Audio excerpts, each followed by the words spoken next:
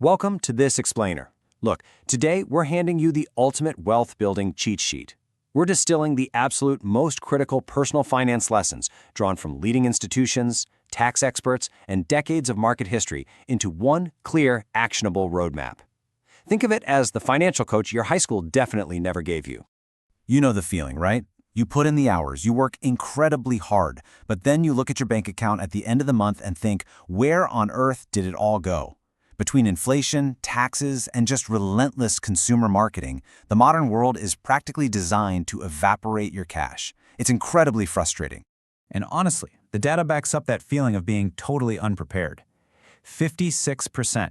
That's the shocking failing grade the average adult gets on basic financial literacy tests. We are thrust into the real world completely blind. But today, we're fixing that. Let's dive right into the 5 steps to actually keep and grow your money. Okay, so step 1, stop the bleeding. Before we can build a massive skyscraper of wealth, we literally have to fill in the hole we're standing in. And that starts with taking a really hard look at your debt. Now, not all debt is evil. Good debt is tied to assets that actually build wealth over time, like a mortgage. Bad debt, on the other hand, is that high-interest consumer liability. Think unpaid credit cards. Our immediate, urgent goal here? Eliminate that bad debt completely. When it comes to killing off that bad debt, you essentially have 2 main weapons. You can attack it mathematically using the avalanche method, where you pay off the highest interest rates first, or you can attack it psychologically with the snowball method, clearing out the smallest balances first to get those quick, motivating wins. So, what's the best method? It's simply the one you'll actually stick to. Which brings us to step 2, build the foundation.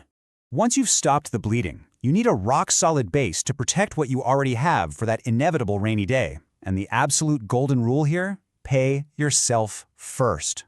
Before the landlord gets their cut, before the electric company, you want to automate your savings. That way, the money is stashed away safely before you even have a chance to spend it.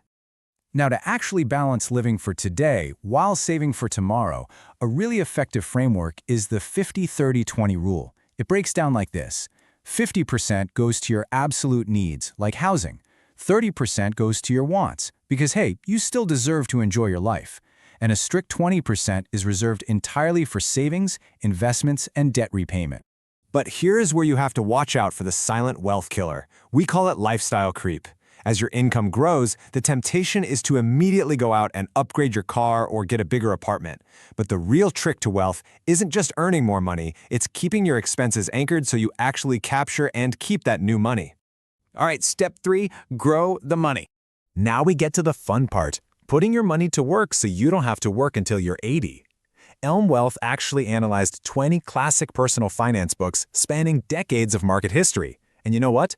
Their consensus is totally unified. Avoid the complex, expensive schemes and just get your money into the broad market. Warren Buffett hit the nail on the head when he said, "Personal finance is simple but not easy." The math itself is straightforward, but managing your own panic during a scary market dip, that is the real challenge. The greatest investors know that consistency and emotional discipline will beat so-called market genius every single time. So, here is the proven and, admittedly kind of boring, but highly effective playbook. Save 15 to 25% of your gross income, invest it in simple, low-cost index funds, diversify broadly, and most importantly, ignore the daily noise of financial news and just stay the course. Over decades, this will outperform 99% of people trying to actively time the market. Moving right along to step 4, keep the money. Because building wealth isn't just about what you make. It's absolutely crucial to optimize what you actually keep from the tax system. Taxes are likely going to be your biggest lifelong expense. Now, if you're a W-2 employee, taxes are mostly handled automatically. But if you're a 1099 freelancer, this classification completely reshapes your cash flow. Every dollar that hits your account is one you must actively manage, setting aside the government's cut before you fund your own life. To legally minimize that tax burden, you really need to take full advantage of the tools right in front of you. Grab any employer match on your 401k. That is literally free money. Utilize traditional IRAs to lower your taxable income today, or jump into Roth IRAs to let your money grow completely tax-free for tomorrow. And finally, step 5, building lasting wealth.